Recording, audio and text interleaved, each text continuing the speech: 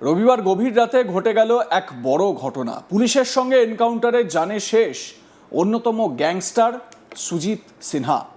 বহু বছর ধরে বিভিন্ন অপরাধমূলক মামলায় অভিযুক্ত এই গ্যাংস্টারকে নিয়ে চলছিল জোরদার নজরদারি। অবশেষে জেল বদলির সময় পালানোর চেষ্টা, পুলিশের দাবি অনুযায়ী গুলি চালানো, আর তারপর পুলিশের পাল্টা গুলিতে শেষ হলো সুজিত সিনহার জীবন। পুলিশ সূত্রে খবর, রবিবার গভীর রাতে সাহেবগঞ্জ ডিভিশনাল জেল থেকে সুজিত সিনহাকে ধানবাদ জেলে নিয়ে যাওয়া হচ্ছিল। নিরাপত্তার জন্য ছিল পুলিশের বিশেষ এসকর্ট টিম। কড়া নিরাপত্তার মধ্যেই জেল বদলির এই প্রক্রিয়া চলছিল। সবকিছু স্বাভাবিকভাবেই এগোচ্ছিল, কিন্তু জামতারা সীমান্তের কাছে পৌঁছানোর পর পরিস্থিতি হঠাৎ বদলে যায় বলে দাবি পুলিশের দাবি, সেই সময় সুজিত সিনহা গাড়ি থামানোর অনুরোধ করে। সে জানায় তার শৌচাগারে যাওয়ার প্রয়োজন রয়েছে। বন্দির সেই অনুরোধের পর নিরাপত্তার কথা মাথায় রেখেই কিছুক্ষণের জন্য পুলিশের গাড়ি থামানো হয়। এরপরই ঘটে যায় নাটকীয় ঘটনা। পুলিশের অভিযোগ, গাড়ি থামতেই সুযোগ বুঝে এসকর্টে থাকা এক পুলিশ কর্মীর কাছ থেকে একটি রাইফেল কেড়ে নেয় সুজিত সিনহা। তারপর দ্রুত ঘটনাস্থল থেকে পালানোর চেষ্টা করে। রাতের অন্ধকারে সুযোগ নিয়ে সে দৌড়ে পালিয়ে যায় বলে দাবি তদন্তকারীদের। পুলিশ জানিয়েছে, পালিয়ে যাওয়ার সময় সুজিত সিনহা নাকি এসকর্ট টিমকে লক্ষ্য করে গুলিও চালায়। আচমকা এই হামলায় পুলিশের সদস্যরা বা পুলিশ কর্মীরা সেই সময় আত্মরক্ষার জন্য পাল্টা গুলি চালাতে বাধ্য হন বলে দাবি। শুরু হয় দুপক্ষের মধ্যে গুলির লড়াই। কিছুক্ষণ গুলি চলার পর সুজিত সিনহা গুরুতরভাবে আহত হয়। পুলিশের দাবি, গুলিবিদ্ধ অবস্থায় তাকে দ্রুত উদ্ধার করে নিকটবর্তী হাসপাতালে নিয়ে যাওয়া হয়। তবে হাসপাতালে পৌঁছানোর পর চিকিৎসকরা তাকে প্রয়াত বলে ঘোষণা করেন। এই ঘটনার পর এলাকা জুড়ে ব্যাপক চাঞ্চল্য। গভীর রাতেই ঘটনাস্থলে পৌঁছে যান পুলিশের উচ্চপদস্থ আধিকারিকরা। পুরো এলাকা ঘিরে ফেলা হয়। শুরু হয় ঘটনাস্থলের বিস্তারিত পরিদর্শন। পুলিশ জানিয়েছে, কোথায় কিভাবে ঘটনা ঘটেছে, ঠিক কোন পরিস্থিতিতে গুলি চালানো হয়েছে, সেই সমস্ত বিষয় খতিয়ে দেখা হচ্ছে। ঘটনার প্রতিটি দিক নিয়েই তদন্ত চলছে। পুলিশের বক্তব্য, এই এনকাউন্টারের ক্ষেত্রে আইন অনুযায়ী সমস্ত প্রক্রিয়া অনুসরণ করা হচ্ছে। ঘটনার সঙ্গে জড়িত প্রত্যেকটি বিষয় নথিভুক্ত করা হচ্ছে এবং নির্ধারিত আইনি পদ্ধতি মেনেই তদন্ত এগিয়ে নিয়ে যাওয়া হচ্ছে। উল্লেখ করার মতন বিষয় হলো, সুজিত সিনহা দীর্ঘদিন ধরেই ঝাড়খণ্ড পুলিশের মোস্ট ওয়ান্টেড তালিকায় ছিল। তার বিরুদ্ধে একাধিক অপরাধমূলক মামলার অভিযোগ ছিল। বিভিন্ন সময় তার বিরুদ্ধে গুরুতর অপরাধে জড়িত থাকার অভিযোগ সামনে এসেছে। সেই কারণেই দীর্ঘদিন ধরে পুলিশের নজরদারিতে ছিল এই সুজিত সিনহা। তদন্তকারী সংস্থার দাবি, সুজিত সিনহা শুধু একটি নয়, একাধিক মামলায় অভিযুক্ত ছিল। সেই সব মামলার তদন্ত চলছিল। নিরাপত্তার কারণেই তাকে একাধিক জেল থেকে এক জেল থেকে অন্য জেলে স্থানান্তর করা হচ্ছিল বলে পুলিশ জানিয়েছে।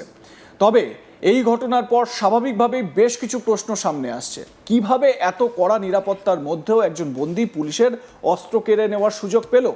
নিরাপত্তা ব্যবস্থায় কোনো ত্রুটি ছিল কি?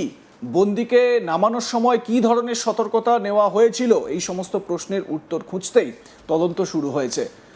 ঠিক একই রকমের প্রশ্ন কিন্তু আমাদের এই রাজ্যে বারুইপুর এনকাউন্টারের সময়ও উঠে এসেছিল। সূর্যপুরের ঘটনায় যখন ঘটনার পুনর্নির্মাণ করতে যাওয়া হয়েছিল, অন্যতম অভিযুক্ত সে পুলিশের বন্দুক কেড়ে নিয়ে গুলি চালিয়েছিল বলে দাবি পুলিশের। আর এই প্রশ্নগুলো কিন্তু সেক্ষেত্রে উঠেছিল। এক্ষেত্রে ঝাড়খণ্ড পুলিশের তরফ থেকে অবশ্য দাবি করা হয়েছে, বন্দি পালানোর চেষ্টা করার পাশাপাশি এসকর্ট টিমের উপর গুলি চালিয়েছিল সে। সেই পরিস্থিতিতে আত্মরক্ষার জন্য পাল্টা গুলি চালানো ছাড়া আর কোনো উপায় ছিল না। এদিকে সুজিত সিনহা শৌচাগার যাওয়ার জন্য গাড়ি থামানোর আবেদন জানিয়েছিল বলে পুলিশের একটা অংশ দাবি করলেও পুলিশ সুপার শম্ভু কুমার সিং বলেন, সুজিত সিনহাকে সাহেবগঞ্জ জেল থেকে ধানবাদ জেলে স্থানান্তরিত করা হচ্ছিল। জানা গেছে যে স্থানান্তরের সময় গাড়িটি দুর্ঘটনার কবলে পড়ে এবং তারপর পুলিশের সঙ্গে সংঘর্ষের ঘটনা ঘটে। বর্তমানে এই বিষয়ে বিস্তারিত তদন্ত চালাচ্ছি। একটি এফএসএল দলকে তলব করা হয়েছে এবং একজন ম্যাজিস্ট্রেটও সেখানে উপস্থিত রয়েছেন। তিনি বলছেন, আমরা এনএইচআরসির সমস্ত নির্দেশিকা মেনে কাজ করছি। ম্যাজিস্ট্রেটের উপস্থিতিতে ঘটনাস্থলে পুঙ্খানুপুঙ্খ তল্লাশি চালালে বিষয়টি আরও স্পষ্ট হবে। এসপি শম্ভু কুমার সিং কি জানাচ্ছেন, শুনুন।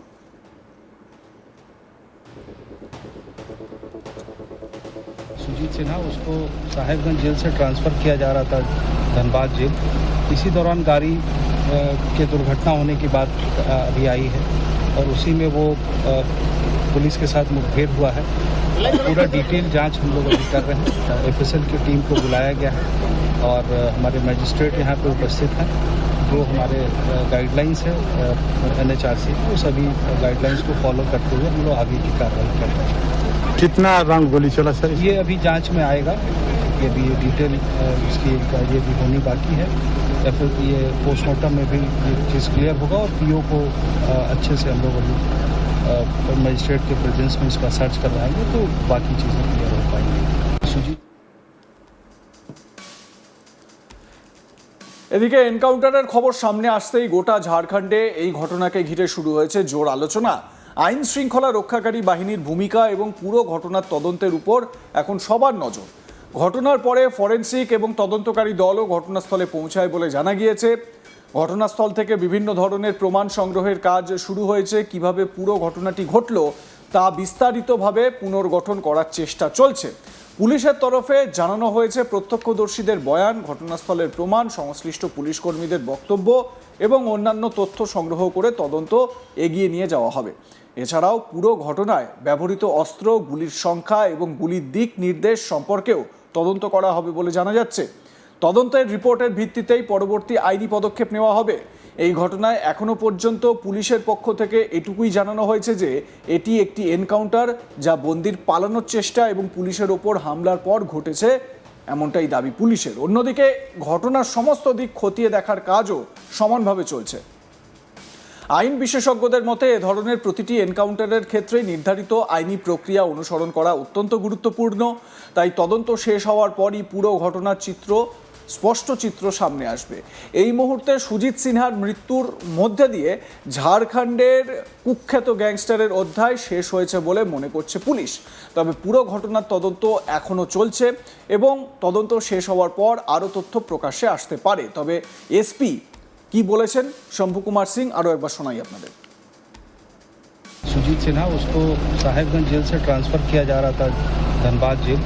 इसी दौरान गाड़ी के दुर्घटना होने की बात अभी आई है और उसी में वो पुलिस के साथ मुठभेड़ हुआ है। पूरा डिटेल जांच हम लोग अभी कर रहे हैं। FSL की टीम को बुलाया गया है और हमारे मजिस्ट्रेट यहाँ पे उपस्थित हैं, जो हमारे गाइडलाइंस है NHRC वो सभी गाइडलाइंस को फॉलो करते हुए हम लोग आगे की कार्रवाई कर रहे हैं। कितना राउंड गोली चला सर? ये अभी जांच में आएगा, ये भी डिटेल इसकी ये भी होनी बाकी है, या फिर ये पोस्टमार्टम में भी ये चीज़ क्लियर होगा और PO को अच्छे से हम लोग अभी मजिस्ट्रेट के प्रेजेंस में इसका सर्च करवाएंगे तो बाकी चीज़ें क्लियर हो पाएंगी। দেখুন, এক্ষেত্রে পুলিশের সঙ্গে যে গুলির লড়াই হয়েছে সেটা একটা স্পষ্ট, পুলিশের তরফ থেকে এবং এসপির তরফ থেকেও এটা কনফার্ম করা হয়েছে।